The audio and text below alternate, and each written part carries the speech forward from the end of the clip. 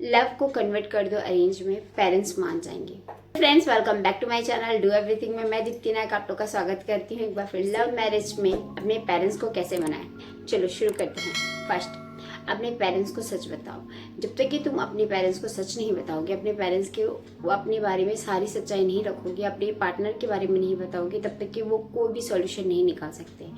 वो मान सकते हैं, कन्विंस हो सकते हैं, चांस है, पर उन्हें सच बताना है। सच बता के उनके सामने अपना भरोसा, उन पे विश्वास को दिखाओ और उन्हें ये बताओ कि आपने उन्हें कितने भरोसे के साथ में अपनी ये बातें बताई है। अपने भरोसे को उनके लाज रखने के लिए इमोशनली उनसे बातें कनेक्ट करने की कोशिश करो। वो बहुत जल्दी मानने के चांस है और मान ही जाएंगे, बट उन्हें पूरी बातें सच्चाई के साथ रखो, पूरा सच बताओ। अपने पार्टनर को अपने पेरेंट्स के सामने मिलवाने की पूरी कोशिश करो। पेरेंट्स को किसी भी तरीके से कन्विंस कर दो कि वो आपके पार्टनर से मिले। पार्टनर से मिलवाते हो अपने पेरेंट्स के सामने में तो बहुत ज़्यादा चांस है कि वो कन्विंस हो जाएंगे, क्योंकि आपके पार्टनर के अंदर बहुत सारी अच्छाइयाँ हैं, वो उनको कहीं ना कहीं से देख सकते हैं। लव और अरेंज में क्या फ़र्क पड़ जाएगा? अगर वो बंदा या बंदी जो भी आपके सामने में है वो आपसे प्यार करती है तो आप के सामने में वो वैसे ही रूप से मिलेगा या मिलेगी। तो बहुत ज़्यादा चांस है कि आपके पार्टनर आप अपने पेरेंट्स के सामने जब सामने मिलवाते हो तो वो बहुत ही ज़्यादा अग्री हो जाएंगे और चांस नहीं है कि डिसअग्री होने के लिए। तो पेरेंट्स कन्फेस हो जाएंगे, बिल्कुल चांस नहीं है। बस एक बार उन्हें अच्छे से मिलवा दो और सामने front to front face to face बात करवाओ। जितना ज़्यादा वो कन्वर्सेशन करेंगे, आपसी मेल मिलाप करेंगे, तो चांस है मिलने का और वो बहुत जल्दी ही मिल सकते हैं।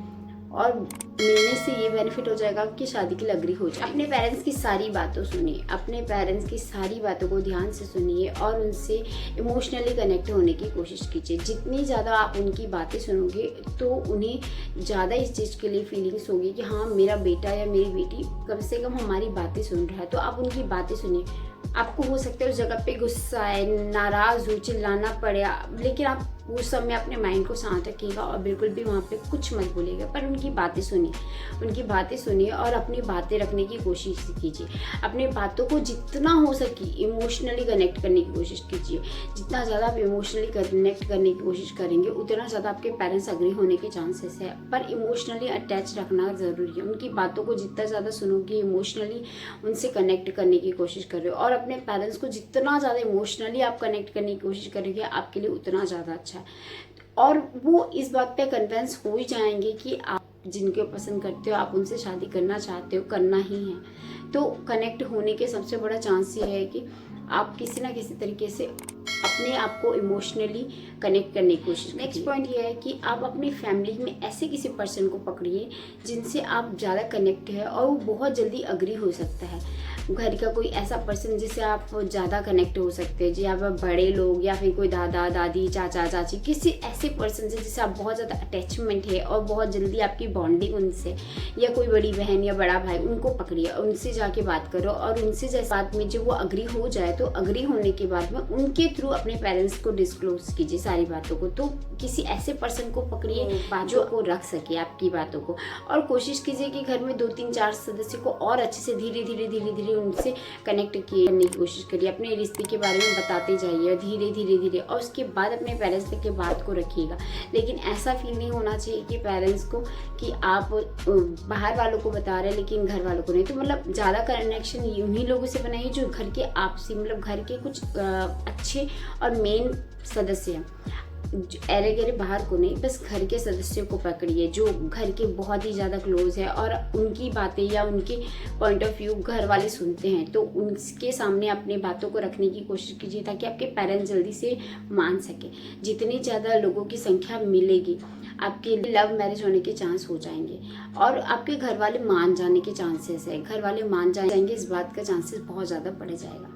आप जिसे शादी करना चाहते हो उसके फाइनेंशियली स्टेटस को बिल्कुल भी ऑब्जर्व कीजिए। ये लाइफ का एक सच्चाई है कि कोई भी अगर पेरेंट्स है वो अपने घर में किसी भी बेटी को लेना चाहते हैं, तो खास करके लड़कों के लिए, तो उनके फाइनेंशियली स्टेटस ज़्यादा अच्छा होना वो देखते हैं। तो अपने फाइनेंशियली स्टेटस जो भी आपका अच्छा होना चाहिए, तो फाइनेंशियली स्टेटस को आपको नॉर्मल से ज़्यादा बढ़ावा रखना है, ज़्यादा से ज़्यादा बेहतर करना है। और नहीं है तो आप अभी से तैयारी करना स्टार्ट कर दीजिए, क्योंकि अगर फ्यूचर के बारे में सोच रहे हैं तो करने की कोशिश कीजिए। जब तक कि आप एक अच्छे स्टेबल नहीं हो जाएंगे, आपकी फाइनेंशियली स्टेबल स्टेबिलिटी अच्छी नहीं होगी तो की नहीं मिलेगी। लड़की चाहते हैं कि आपकी शादी उनसे हो जाए, तो जितनी ज़्यादा हो सके फाइनेंशियली आपको स्टेबल रखना है। फाइनेंशियली स्टेबल रखेंगे जितना ज़्यादा, उतना ज़्यादा चांस है आपकी शादी हो जाने का।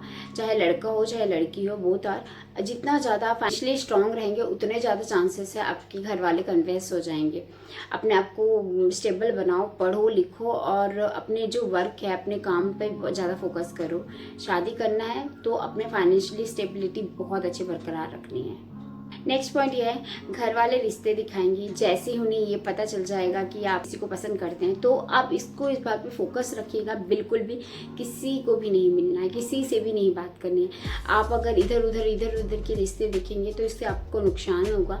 आपको नुकसान ये हो जाएगा कि आपके पेरेंट्स सोचेंगे कि हाँ ये कन्विंस हो जाएगा या ये कन्विंस हो जाएगी, तो कुछ भी नुकसान हो जाएगा। आपका जो मैरिज है वो खतरे में पड़ने वाला है, आपकी जितने स्टेप्स है वो कमज़ोर हो जाएंगे। उसके लिए ज़रूरी है कि आप किसी को भी देखने से मना कर दीजिए। अगर देखने से मना कर देंगे तो पेरेंट्स के मन में ये थॉट्स आएंगे कि हाँ कुछ तो बात है, वो बहुत ज़्यादा सीरियस है, ये सीरियस ले रही है।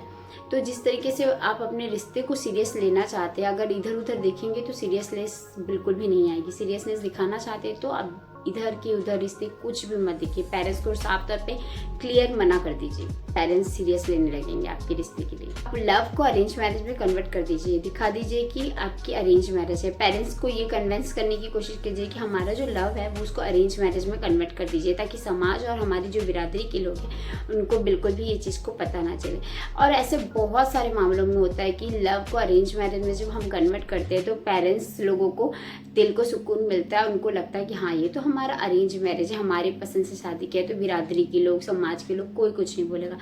हम अभी भी अपने इंडियन कल्चर में माना जाता है कि हाँ अभी भी लव मैरिज को थोड़ा अलग वे में देखा जाता है और अभी भी अरेंज मैरिज को थोड़ा हाई वे में देखा जाता है। तो प्लीज़ ये चीज़ को हमें समझना पड़ेगा। तो वो चीज़ को अगर हम अपने पेरेंट्स के सामने में दिखा सकते तो बहुत अच्छा रहेगा।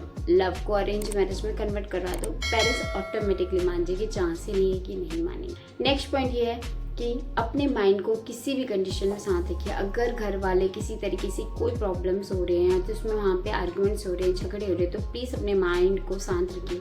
किसी भी तरीके से कोई आर्ग्यूमेंट्स मत कीजिए, कोई प्रॉब्लम हो तो भी आर्ग्यूमेंट्स मत कीजिए, शांत रखिए। जितना ज़्यादा आप शांत रखोगे पेरेंट्स उतना ज़्यादा आपके बारे में सोचेंगे। वो आपकी परीक्षा लेते एक तरीके से। ऑब्वियसली आपके पेरेंट्स कभी भी नहीं चाहेंगे आप किसी भी तरीके से प्रॉब्लम्स ले, आप किसी भी तरीके से टेंशन लीजिए। जितना ज़्यादा कूल माइंड से आप सोचोगे, जिस बातों को ध्यान से लोगे, तो आपके जो बेहतर आपके पास एक चांस बनता है कि बहुत ज़्यादा अच्छे से आप अपने बातों को रख सकते हो, अपने पॉइंट ऑफ व्यू अपने पेरेंट्स के सामने रख सकते हो। अगर वो आपसे कोई आर्ग्यूमेंट्स करते हैं या अपनी रखते हैं तो आप वहाँ पे अपने तरीके की बातें रख सकते हो। लेकिन वहाँ पे अगर झगड़ा करोगे, आप झगड़े से चिल्लाने लगोगे, माइंड को कंसंट्रेशन नहीं रखोगे, तो आप भी को नुकसान होगा और इससे आपके पेरेंट्स के सामने में आपके खुद की इमेज भी थोड़ी ख़राब होने के चांस है और वो आपकी बातों को ज़्यादा सीरियस भी नहीं लेंगे। वो सीरियस लेने का सबसे बड़ा मुख्य कारण ये है कि आप जितना ज़्यादा अपने माइंड को शांत रखोगे उतना ज़्यादा पेरेंट्स सोचेंगे आपके बारे में और बहुत अच्छे से ऑब्जर्व करेंगे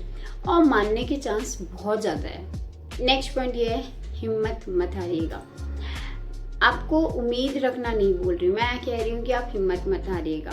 रिश्ते बहुत प्रॉब्लम्स क्रिएट होते हैं, लेकिन जहाँ पे चाह होती है वहाँ पे राह होती है। तो आप बिल्कुल भी ये उम्मीद मत छोड़िएगा, होप मत छोड़िएगा, बिल्कुल भी नहीं। चाहे कोई कंडीशन हो, मिलके एक साथ एक दूसरे की कनेक्टिविटी के साथ में ही आप एक दूसरे के साथ मिलकर ही कर सकते हैं। तो आपके पार्टनर और आप दोनों मिलकर एक दूसरे की हिम्मत बढ़ाइएगा, हिम्मत रखिएगा, शांत रहिएगा।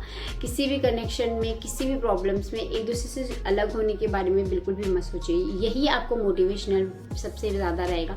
अगर एक दूसरे का साथ, अधिकतर कपल्स के बीच में प्रॉब्लम्स ये हो जाती है, साथ बीच में छोड़ देते हैं। तो प्लीज़ एक दूसरे का साथ मत छोड़िएगा। एक दूसरे का साथ तब तक नहीं छूटेगा जब तक कि आप एक दूसरे के साथ हिम्मत से रखिएगा, बिल्कुल भी हार मत मानेगा।